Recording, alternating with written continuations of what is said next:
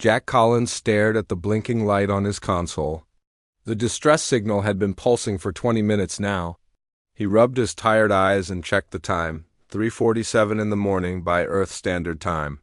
Nobody else was awake at this hour. In Epsilon Outpost, the small human station positioned at the edge of explored space.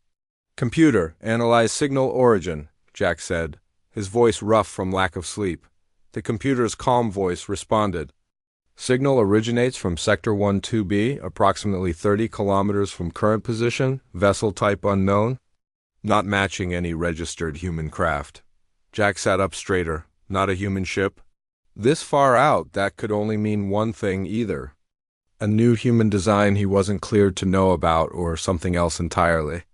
After 5 years stationed at this remote outpost, the possibility of something truly new made his heart beat faster. He pressed the communication button. "Commander Allen, this is Collins. We have an unidentified distress signal in Sector 12B. After a moment of static, Susan Allen's groggy voice came through. "Collins, do you know what time it is?"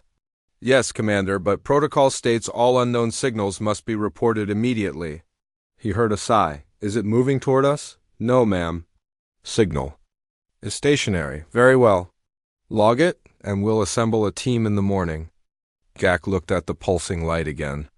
"With respect, Commander, the signal pattern suggests critical systems failure. By morning, whoever sent it might be dead." The silence stretched long enough that Jack wondered if she had fallen back asleep.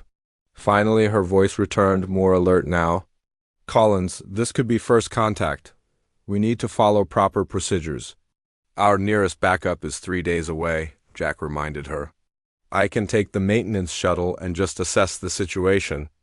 If it looks dangerous, I'll return immediately." Another long pause. "You're not authorized for first contact scenarios, Collins." "I'm not planning on making contact, just seeing if someone needs help. Besides, I'm the only qualified engineer on duty. If it's a mechanical problem, I'm the best chance they have." Commander Allen's voice hardened. "This is against my better judgment, Collins. Take the shuttle, but maintain constant communication. Observation only. Do you understand?" "Yes, ma'am." "Observation only." Jack was already moving, gathering his equipment. He packed his standard toolkit, emergency medical supplies, and extra oxygen. The maintenance shuttle was small but efficient, designed for repairs on the station's exterior. It wasn't built for rescue missions, but it would have. To do dot as he prepared for launch, Jack reviewed what he knew about potential alien life. Humanity had been reaching out to the stars for decades without response.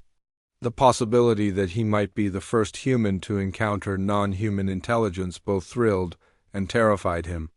"Shuttle MX-42 ready for departure," Jack reported, as he strapped himself in. "Proceed with caution, Collins," Commander Allen's voice came through clearly now.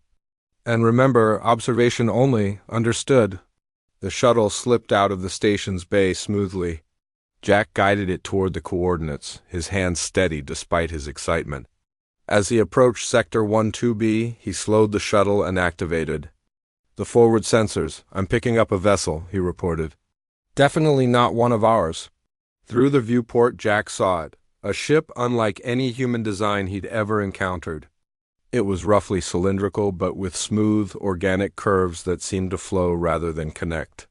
The hull was a deep blue-green that somehow caught the starlight in ways that made it shimmer. One section near what appeared to be the engine. Housing was damaged, with pieces of the strange metal floating nearby in the vacuum. "Commander, are you seeing this?" Jack asked, transmitting the visual feed back to the station. "Affirmative," came the tense reply. "Maintain distance. Do not approach further." Jack watched the ship drift slowly, turning in the void. The distress signal continued to pulse, growing slightly weaker. "Someone's alive in there, Commander. The signal's weakening. They're running out of time. Collins, do not board that vessel." "That's an order." Jack looked at the damaged ship. 5 years of routine maintenance and boredom at the edge of space, and now this moment was here. Someone needed help, human or not. Wasn't that why humanity had reached for the stars in the first place? Not just to discover, but to connect? The signal indicates they have compatible docking technology, Jack said, scanning the readings. I can attach without breaching their hull? Collins, if we wait until morning, they could be dead. I'm just going to look. Jack guided the shuttle closer, matching the rotation of the alien craft. I'll keep my suit sealed and take all precautions. Commander Allen's voice grew sharper. Engineer Collins, return to the station immediately. Jack could see the docking mechanism now, different in design but functionally similar to human technology. I can't do that, Commander. Someone needs help. He maneuvered the shuttle into position, feeling the slight shudder as the magnetic clamps engaged. The computer indicated a secure connection. Jack double-checked his suit seals and oxygen supply. Collins, your career will still be there tomorrow, Jack finished. I'm just going to assess the damage and see if anyone's alive. If there's any sign of danger, I'll return immediately. Jack moved to the airlock, heart pounding in his chest. The computer scanned the atmosphere on the other side of the connection point. Breathable mixture detected, but recommend maintaining. Suit integrity for safety. Jack nodded to himself and activated the airlock cycle. As the door slid open, he found himself facing an alien doorway. It was oval-shaped rather than rectangular, with markings that might have been language or merely decorative patterns. To his surprise, the alien door responded to his approach, sliding open with a soft hiss. Blue-tinted light spilled into the airlock. Jack took a deep breath inside his helmet and stepped forward. Becoming the first human to board an alien spacecraft, the corridor beyond curved gently, the walls smooth and seamless. The blue light seemed to come from the material itself rather than any visible fixtures. Jack moved cautiously, recording everything with his suit's camera. I'm inside, he reported, his voice barely above a whisper, though there was no reason to be quiet. The design is... It's like nothing I've ever seen. The technology is far beyond ours. As Jack moved deeper into the ship, he noticed the corridor seemed to adjust subtly as he walked, as if responding to his presence. The air was warm, and his sensors indicated it was indeed breathable. Though with slightly higher oxygen content than Earth standard, he followed the corridor until it opened into what appeared to be an engine room. The machinery here was elegant and complex, with flowing lines instead of the blocky components he was familiar with. One section was clearly damaged, with a dark fluid slowly seeping from ruptured conduits. Jack approached the damaged area, his engineer's mind already analyzing the problem. Commander, I'm looking at their propulsion system. It's damaged but repairable. The design principles seem similar enough to ours that I might be able to help. He knelt beside the damaged section, setting down his toolkit. As he began examining the strange technology more closely, Jack became aware of a sound behind him, something soft, like careful movement. He turned slowly, heart racing, and called out, "Hello?" "I'm here to help." The sound stopped. Jack remained perfectly still, waiting. Then, from behind a curved panel of machinery, a face appeared, not human, but undeniably intelligent. Its eyes, larger than human eyes and a vibrant purple color, blinked at him with what looked like caution and curiosity. Jack stayed where he was, trying to appear non-threatening. "Hello," he said again, softer this time. The face emerged further, revealing a humanoid form with skin that seemed to shimmer with colors that shifted like oil on water. The being observed Jack for a long moment, then tilted its head in what seemed like a universal gesture of curiosity. "Commander," Jack whispered. "Into his come? I've made contact." Jack remained perfectly still as the alien studied him. The being's skin rippled with colors, first blue, then purple, then a mixture of both. Jack wondered if the color changes meant something, like a form of communication. "Collins, report." "What's happening?" Commander Allen's voice crackled through his helmet. "The alien appears humanoid," Jack whispered. "2 arms, 2 legs, 1 head, but the skin it changes colors. Currently shifting between blue and purple." The alien tilted its head at the sound of Jack's voice. It seemed more curious than afraid.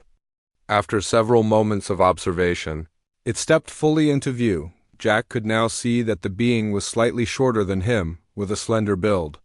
Its face had features in roughly the same places as a human's, but the proportions were different. Larger eyes, a smaller nose, and no visible ears. The skin continued to shift colors, now adding flecks of gold that sparkled in the blue light of the ship. "I think it's trying to communicate through color changes," Jack said quietly. "I'm going to try to indicate that I'm here to help." Jack slowly raised his hands, palms open, in what he hoped was a universal gesture of peace. Then he pointed to the damaged machinery and pantomimed fixing it. Making a turning motion with his hand like using a wrench dot, the alien watched this performance with obvious interest. Its skin settled into a steady blue tone with gentle pulses of lighter blue moving across it. It took a cautious step toward Jack. "I think it understands," Jack said. "Collins, be careful," Commander Allen warned. "We know nothing about this species, or their intentions." The alien moved closer to the damaged section of machinery. It gestured at the leaking fluid, then at Jack's toolkit. The meaning seemed clear enough. It wanted Jack's help with repairs. Jack nodded and slowly opened his kit. He selected a tool similar to a wrench and showed it to the alien. The being's skin flashed bright yellow briefly before returning to blue. Jack took this as a positive sign and carefully approached the damaged area dot. As Jack began examining the broken components more closely, the alien watched his every move. The technology was unlike anything he had seen before, but the basic principles of engineering remained the same: fluid lines, power conduits, structural supports. The damage appeared to be from some kind of impact, perhaps from the asteroid field nearby. "The primary cooling system is ruptured," Jack reported. "Similar to our ships, but more advanced. I think I can reroute the flow around the damaged section." The alien moved beside him, its skin now a calm green color. It reached past Jack and touched a panel he hadn't noticed. The panel lit up with symbols Jack couldn't understand, but the alien seemed to be showing him something important. "I think it's trying to help me understand the ship's systems," Jack said. Over the next hour, Jack and the alien developed a simple system of communication. The alien would point to a component, change skin color, and make a gesture. Jack would attempt the repair, and the alien would flash either yellow, which Jack took as approval, or red, which he interpreted as a warning to stop. "Commander, we're making progress," Jack reported. "The alien is helping me understand their systems. I think we can get their ship running again." "Collins, remember the first contact protocols," Commander Allen replied, her voice tense. "We're not authorized to share our technology." "With respect, Commander, I think that ship has sailed," Jack said. "They're already learning from watching me work, and their technology is far beyond ours anyway." As they worked, Jack began to notice patterns in the alien's color changes. Yellow seemed to indicate satisfaction or agreement. Red was warning or disagreement. Blue appeared to be a neutral thinking state. And occasionally, when Jack solved a particularly difficult problem, the alien's skin would flash with multiple bright colors at once, which he interpreted as excitement or happiness. "I think I'll call you Vila," Jack said to the alien. "It means watchful in an old Earth language, and you're certainly watching everything I do." The alien Vila tilted her head. Jack had begun thinking of the alien as female, though he had no way of knowing if the concept even applied to her species. Her skin rippled with a new pattern of blue and green. Jack continued working on the damaged systems, and after 3 hours the leaking had stopped. The ship's lights brightened slightly, and a gentle hum began to emanate from the machinery. "I think we've got their primary systems back online," Jack reported. "Good work, Collins," Commander Allen said, sounding slightly less tense. "Now complete your assessment and return to the station. We need to report this to Earth Command." Jack nodded, though the commander couldn't see him. "Just a few more repairs to ensure their life support remains stable." Vila seemed to understand that progress had been made. She moved around the engine room, checking various panels that now glowed with symbols and diagrams. Her skin had settled into a peaceful blue-green color with occasional flashes of yellow dot when Jack's oxygen indicator began to blink, warning him that his supply was running low. He gestured to his tank and then to his shuttle. Vila watched him. with those large, intelligent eyes, and then nodded, a gesture that surprised Jack with its human-like quality. "I need to get more supplies," Jack explained, knowing she couldn't understand his words but hoping his tone conveyed his meaning. "I'll be back to finish the repairs." Jack gathered his tools and began moving back toward the airlock. To his surprise, Vila followed him. He wasn't sure if this was a good idea, but he didn't want to appear unfriendly by asking her to stay behind. Together, they walked through the curved corridors of the alien ship. Jack noticed more details now, patterns on the walls that might be art or writing, small niches that could be storage compartments, and occasionally what looked like personal items left behind by other crew members. "I think she was part of a larger crew," Jack reported to Commander Allen. "There are signs of others, but no bodies or indications of what happened to them." "Collins, do not allow the alien to board our shuttle," Commander Allen ordered. "That's a direct violation of quarantine protocols." "Understood, Commander." When they reached the airlock where Jack's shuttle was docked, he turned to Vila and pointed to himself, then to the shuttle, then held up 5 fingers before pointing back to the alien ship. "I'll be back in 5 hours, he tried to convey. "After I get more supplies?" Vila watched this pantomime with apparent understanding. Her skin shifted to a pattern of deep blue with swirls of lighter blue. She raised her hand in what seemed like an acknowledgement. Jack entered the airlock and sealed the alien side before opening the shuttle side. Once inside his shuttle, he removed his helmet and took a deep breath of the familiar air. His mind was racing with everything he had seen and experienced. As he prepared to disconnect from the alien vessel, he looked through the viewport and was startled to see Vila watching him through a transparent section of her ship's hull. She placed her hand against the material, her skin now glowing with a soft, warm light. Jack found himself raising his hand in return, placing it against his viewport in a mirror of her gesture. In that moment, despite the vast differences between them, he felt a connection, 2 intelligent beings reaching across the stars to understand one another. "I'll be back," he said, though she couldn't hear him. "I promise." Jack returned to Epsilon Outpost with his mind full of images of Vila and her ship. Commander Allen was waiting for him in the shuttle bay, her arms crossed and her expression stern. "You disobeyed a direct order, Collins," she said as soon as he stepped out of the shuttle. "Yes, ma'am," Jack admitted. "But I made first contact with an alien species." "That has to count for something." Commander Allen's expression softened slightly. "It counts for a lot. Earth Command is sending a first contact team, but they won't arrive for 3 days. Until then, we need to proceed carefully." "The alien Vila needs help now," Jack insisted. "Her ship's life support is running on backup systems." "I promised I'd return to finish repairs. You named it?" Commander Allen raised an eyebrow. "Her," Jack corrected. "And yes, it seemed easier than the alien all the time." Commander Allen sighed. "Earth Command has authorized continued contact until the specialists arrive. But there are conditions. You must wear a full biohazard suit. All interactions must be recorded. And you are not to share any technology beyond what's needed to repair critical systems." "Understood," Jack said, trying to hide his excitement. "I need to gather more supplies and head back as soon as possible. One more thing," Commander Allen added. "Dr. Patel will accompany you. We need medical scans of this Vila to ensure she poses no biological threat." Jack nodded, though he didn't like the idea of treating Vila like a potential danger. From their interactions, he had sensed only curiosity and intelligence from her, not hostility. 2 hours later, Jack and Dr. Patel were approaching the alien ship again. Jack had spent the time gathering repair supplies and briefing the doctor on what to expect. "Remember," Jack told Dr. Patel as they docked with the alien vessel, "her skin changes colors. I think it's a form of communication." "Fascinating," Dr. Patel said, checking her medical scanner.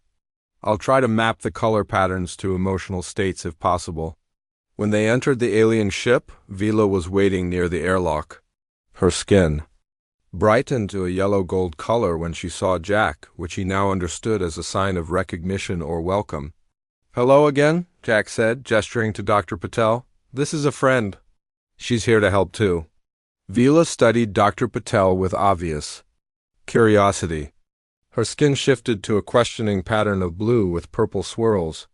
It's okay, Jack assured her, using the gentle tone he had found seemed to comfort her. Let's continue the repairs. They made their way back to the engine room, where Jack immediately noticed Vila had been working in his absence. Some of the damaged parts had been removed and laid out in a precise pattern on the floor. She's been trying to fix it herself, Jack told Dr. Patel. She's intelligent and resourceful. Dr. Patel nodded, discreetly scanning Vila with her medical device. Her biology is remarkable. The skin appears to contain millions of tiny cells similar to chromatophores in Earth cephalopods, but far more complex. Jack set to work on the repairs while Dr. Patel continued her scans and observations. Vila moved between them, sometimes helping Jack by handing him tools before he even asked for them, sometimes watching Dr. Patel with apparent fascination. After several hours of work, Jack had made significant progress. The ship's main systems were now functioning, though not at full capacity. The propulsion system still needs work, Jack explained to Commander Allen through the comlink. But life support is stable, and the emergency power is no longer needed. Good work, Collins, Commander Allen replied. Dr. Patel, what's your assessment? The alien Vila appears to pose no immediate biological threat, Dr. Patel reported. Her physiology is entirely different from ours. There's little chance of cross-contamination. Understood. Complete the repairs to make her ship space-worthy, then return to base. As Jack continued working, Vila became more comfortable with their presence. She began showing them more of her ship, leading them to different compartments and demonstrating. Various systems dotted in one room, which appeared to be living quarters. Vila activated a holographic display. Three-dimensional images appeared in the center of the room, showing other beings like Vila, with the same color-changing skin but different patterns and slightly different physical features. I think she's showing us her people, Jack said quietly. To Dr. Patel. Vila touched controls on the wall, and the images changed to show a beautiful world with two moons visible in a purple sky. Cities of graceful, organic-looking buildings rose among forests of strange, spiral-shaped trees. Her homeworld, Dr. Patel breathed. She's trying to tell us where she's from. The images shifted again, showing massive ships similar to villas, but much larger. Then suddenly the images turned dark and chaotic. Different ships appeared, angular and threatening. The scenes showed conflict, destruction.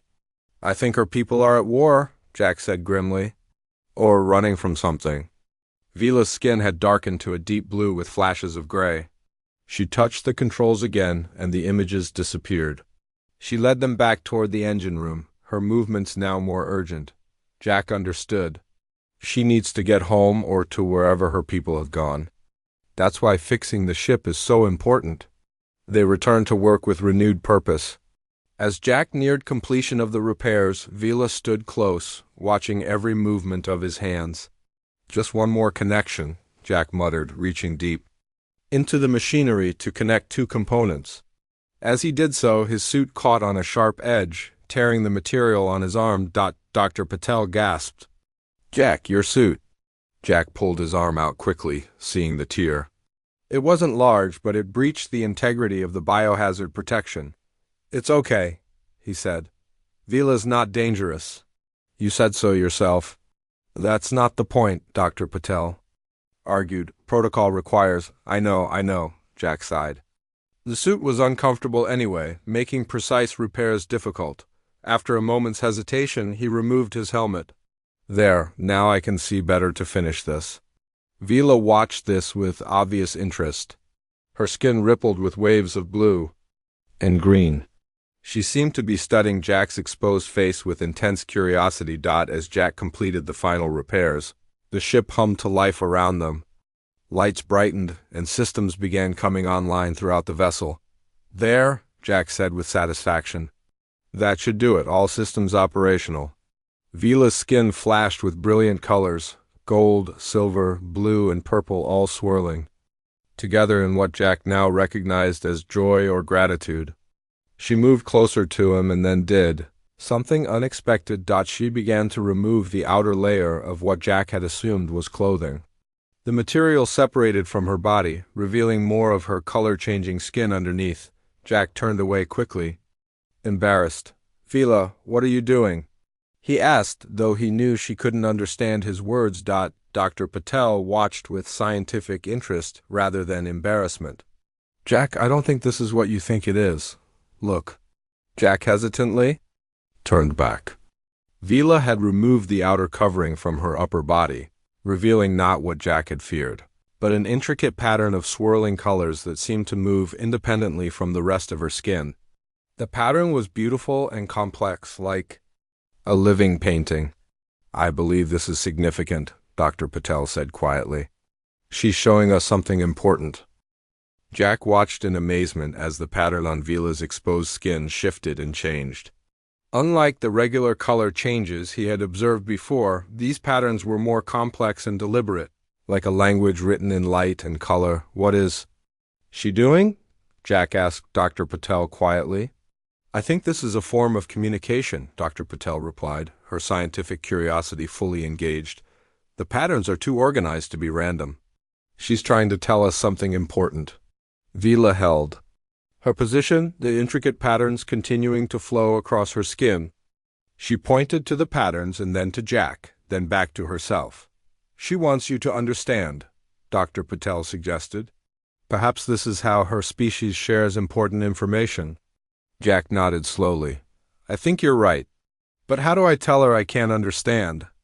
"Try to communicate that we need a different method," Dr. Patel suggested. Jack gestured to his own skin, which remained a single color, and shook his head. Then he pointed to his eyes and made a motion of not seeing or understanding. Vila seemed to grasp his meaning. Her skin returned to its normal shifting colors, and she replaced her outer covering. She tilted her head, considering the problem, then gestured for them to follow her. She led them to a different section of the ship that they hadn't seen before. The room was circular with what appeared to be a control center in the middle. Vila approached the central console and activated it with a touch. A holographic display appeared above the console, showing symbols that were clearly writing in Vila's language. She touched various controls, scrolling through different screens until she found what she was looking for. The hologram changed to show an image of a star system, not the one she had shown them earlier. This system had 5 planets orbiting, a yellow star similar to Earth's sun. Vila pointed to the 3rd planet, which was mostly covered in water with scattered landmasses. "Is she showing us where she's going?" Jack asked. Vila touched another control, and the image zoomed in on the planet. Small dots appeared, moving in orbit around the world. She pointed to one of these dots with urgency. "Those look like space stations or ships," Dr. Patel observed. "I think she's trying to tell us her destination." Jack studied the image carefully. "But why show us this now? What's the connection to—" He gestured vaguely to his chest, mimicking her earlier removal of the covering. Vila seemed frustrated by their lack of understanding. She touched more controls and the hologram shifted again. This time it showed beings like Vila meeting with other different beings. The different beings had rough, scaly skin and powerful builds. In the hologram, the Vila-like beings were removing their outer coverings to reveal their pattern skin to the other species. "I think I understand," Dr. Patel said excitedly. "The skin patterns are a formal introduction or identification. It's like showing your ID or passport to another species." Jack's eyes widened in realization. So when she showed us her patterns, she was formally identifying herself, Dr. Patel finished. "Perhaps it's a diplomatic gesture among her people. By showing us her true patterns, she was treating us as equals or allies." Jack felt a wave of relief mixed with embarrassment. "And I turned away like she was doing something inappropriate." "The different species, different customs," Dr. Patel said kindly. "You couldn't have known." Vila was watching them closely, her skin shifting through thoughtful shades of blue. She seemed to sense that they were beginning to understand. She touched another control and the hologram changed again. This time, it showed a different species, the angular ships they had seen in the earlier images. The beings operating these ships were tall and insect-like, with multiple limbs and hard exoskeletons. Are these the ones her people are in conflict with? Jack asked. The hologram expanded to show these insect-like beings attacking a planet, possibly Vila's homeworld. Then it shifted to show them pursuing ships like Vila's through space. They're refugees, Dr. Patel said softly, and they're being hunted. Vila's skin had darkened to a deep blue with flashes of red. She pointed to herself, then to the ship around them, then to the peaceful planet she had shown them earlier. The message was clear. She needed to reach her people at their new sanctuary. As if to emphasize the urgency, a warning sound suddenly filled the room. Vila rushed to the console, her movements quick and alarmed. New holograms appeared, showing what looked like sensor readings. "What's happening?" Jack asked, moving to stand beside her. The holographic display showed their current location, with Epsilon Outpost nearby. But approaching from the opposite direction was another ship, larger, and with the same angular design as the hostile vessels from the holograms. "Commander Allen," Jack called through his comm, "are you seeing any ships approaching our position?" After a moment, Commander Allen's voice came through, tense and serious. "Affirmative, Collins. Long-range sensors just picked up an unidentified vessel entering the sector. It's on an intercept course with your position." "I think it's hunting Vila," Jack said urgently. "The species that's after her people." "Collins, Dr. Patel, return to Epsilon immediately," Commander Allen ordered. "That's a direct order." Jack looked at Vila, who was working frantically at the console. Her skin was flashing with patterns of alarm, deep red with sharp edges of yellow. "We can't leave her," Jack said. "If these are the beings hunting her people, they'll destroy her and take her ship." "This is not our conflict, Collins," Commander Allen insisted. "Earth has no official position on alien disputes. We cannot get involved." Dr. Patel touched Jack's arm. "She's right, Jack. We're not authorized to intervene in an alien conflict. And we have no weapons that could help anyway." Jack watched Vila work at her controls. Her ship's engines were humming louder now, preparing for departure. But the display showed the pursuing ship was faster and would intercept them before Vila could escape. "There must be something we can do," Jack insisted. He studied the holographic display, noting the position of the asteroid field nearby. An idea began to form in his mind. "Vila," he said, approaching her and pointing to the asteroids on the display. "Can you hide there? Buy some time?" Vila looked at where he was pointing, her skin shifting to a thoughtful blue. She made adjustments to the display, calculating trajectories. After a moment, she nodded, but her skin still showed concern. The pursuing ship would still find her eventually. "What about this?" Jack pointed to his shuttle, still docked with Vila's ship. "Can we use it somehow?" Dr. Patel looked at him sharply. "What are you thinking, Jack?" "Our shuttle has stealth technology for maintenance work near sensor arrays," Jack explained. "It's designed to minimize electromagnetic signatures so it doesn't interfere with sensitive equipment. What if we could adapt that technology to Vila's ship?" "That would violate the directive not to share technology," Dr. Patel reminded him. "I'm not giving her the technology permanently," Jack argued. "Just helping her use what we already have to escape. Once she's safe, she can detach our shuttle and leave it for us to recover." Jack turned to the comm. "Commander, request permission to use our shuttle's stealth systems to help Vila evade the pursuing ship." There was a long pause before Commander Allen responded. "That technology is classified, Collins. It's either that or we stand by and watch while an innocent being is captured or killed," Jack said firmly. "Is that really the first impression we want to make in the galaxy?" Another long pause. Finally, Commander Allen spoke. "You have 60 minutes, Collins. Help her hide, then return to base." "That's final." "Thank you, Commander," Jack said, relief. Washing over him, he turned to Vila.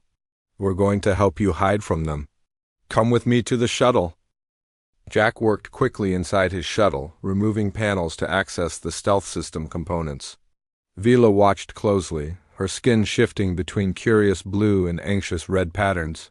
Dr. Patel monitored the approaching enemy ship on her portable, Scanner, they're still coming, Dr. Patel reported. Estimated 45 minutes until they reach our position. Jack nodded grimly. The stealth system isn't designed to be removed. I'll have to modify it to work while still attached to the shuttle. He extracted a small black box from beneath the control panel. This was the heart of the stealth system, a device that absorbed and redirected sensor scans, making the shuttle nearly invisible to most detection methods. Vila, I need to connect this to your ship's power system, Jack explained through gestures, pointing to the device and then to the wall where her ship's systems were accessible. Vila seemed to understand. She quickly removed a panel from the wall, revealing a complex network of glowing conduits. Jack studied the alien technology, looking for compatible connection points. The systems are completely different, he muttered. How am I going to make this work? Dr. Patel joined him, examining both technologies. The principles should be similar. Her ship uses energy flows we don't understand, but the basic concepts of power transfer must apply. Jack nodded. If I can identify the main power regulation node, Vila watched them struggle for a moment, then gently moved Jack aside. Her skin shifted to a focused pattern of deep blue with ripples of green. She touched the black box, examining it carefully, then turned to her ship's systems. With precise movements, she selected several tools from Jack's kit and began creating a connection point. She understands what we're trying to do, Jack said with admiration. And she knows more about adapting technology than we do. Working together, they created a makeshift interface between the human stealth device and the alien ship's power grid. Vila's knowledge of her own technology combined with Jack's understanding of the stealth system made the impossible task possible. 30 minutes until intercept. Dr. Patel warned. Jack made the final connections while Vila integrated the controls into her ship's console. When they finished, the stealth device hummed quietly, drawing power from the alien vessel. Now we need to test it, Jack said. He activated his comm. Commander Allen, can you scan for Vila's ship? We've installed the stealth system and need to know if it's working. After a moment, Commander Allen replied, We're scanning. Interesting. The alien ship's signature is greatly reduced. Not completely invisible, but enough to confuse basic sensors. It's working, Jack exclaimed. Not perfect, but it might be enough for Vila to reach the asteroid field and hide until the enemy ship passes. Vila's skin flashed with bright colors of what Jack now recognized as joy and gratitude. She moved to the ship's control room with Jack and Dr. Patel following at the main console. Vila activated the engines. The ship hummed with increasing power. On the holographic display, Jack could see their position and the approaching enemy vessel. 20 minutes to intercept, Dr. Patel said, checking her scanner. Jack turned to Vila. You need to go now. Head for the asteroid field and stay hidden until they pass. Vila looked at him, her skin shifting to a new pattern, deep purple, with gentle waves of silver. She reached out and touched Jack's hand, her skin warm against his, through the holographic display. She showed an image of Jack and Dr. Patel returning to Epsilon Outpost in the shuttle. Then she showed her ship departing separately. The shuttle is still docked, Jack realized. We need to disconnect before you can leave. Vila's skin changed again, this time to a determined blue with flecks of gold. She touched more controls, and a new section of the holographic display activated. It showed the shuttle separating from her ship, but with a new addition, a small device connecting them. I think she's suggesting she can remote control the shuttle back to Epsilon after she reaches safety, Dr. Patel interpreted. The stealth device would act as a connection between the vessels. Jack understood. You'll take both ships to the asteroid field, then send our shuttle back to us? Vila nodded, the human gesture now familiar to her. Her skin pulsed with confident blue tones. Commander Allen, did you get that? Jack asked through his comm. Negative, Collins, came the immediate reply. You and Dr. Patel will return in the shuttle now, that's an order.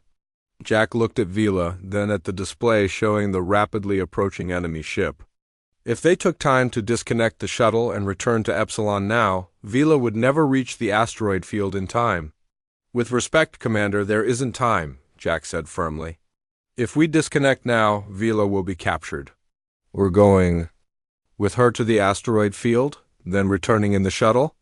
Collins, this is a direct violation of 15 minutes to intercept, Dr. Patel interrupted. We need to decide now. Jack made his decision. Vila, take us to the asteroid field. Full speed. Vila's skin brightened with determination. She activated the ship's engines to maximum power. The vessel surged forward, accelerating rapidly toward the distant cluster of asteroids. Collins, you are risking an interstellar incident, Commander Allen's voice warned through the com. Not to mention your career. Some things are more important than protocols, Commander, Jack replied. Like doing what's right.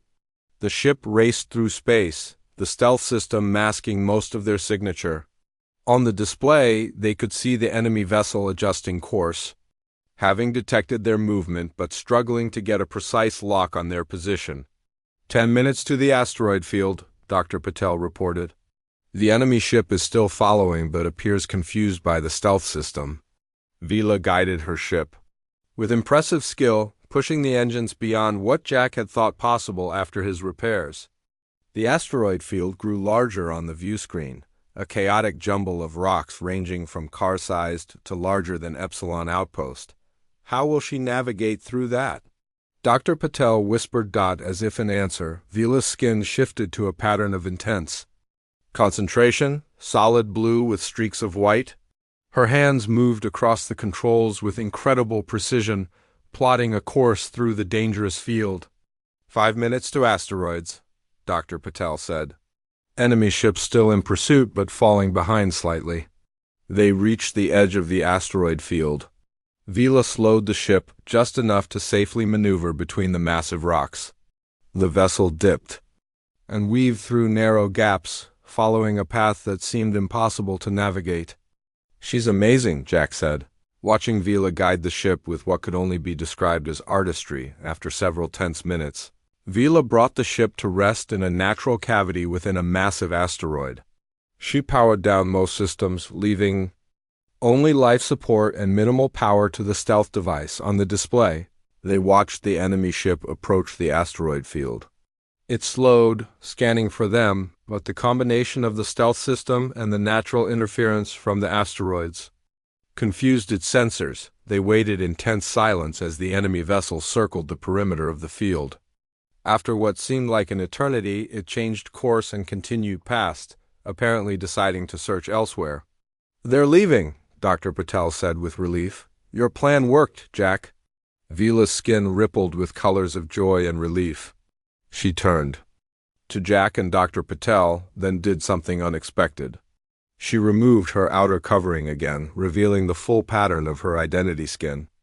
The pattern was even more complex and beautiful than before, shifting with purposeful designs that seemed to tell a story. This time, Jack didn't turn away. He watched with respect and understanding, recognizing the significance of what she was sharing. This was Vila's way of saying thank you, by showing them her true self, her complete identity. It's beautiful, Jack said simply. Vila's skin glowed warmly in response. She touched controls on the console, bringing up coordinates for her destination. The sanctuary planet where her people waited. You'll find them, Jack assured her. And now you have a story to tell about humans. As promised, Vila guided their shuttle safely back to Epsilon Outpost before continuing her journey. When Jack later reported to Earth Command about humanity's first contact with an alien species, he emphasized one important lesson. Sometimes understanding comes not from words, but from learning to see with new eyes and somewhere among the stars. Vila traveled toward her new home, carrying with her the memory of humans who had helped her when she needed it most, proving that kindness and courage could bridge the gap between worlds.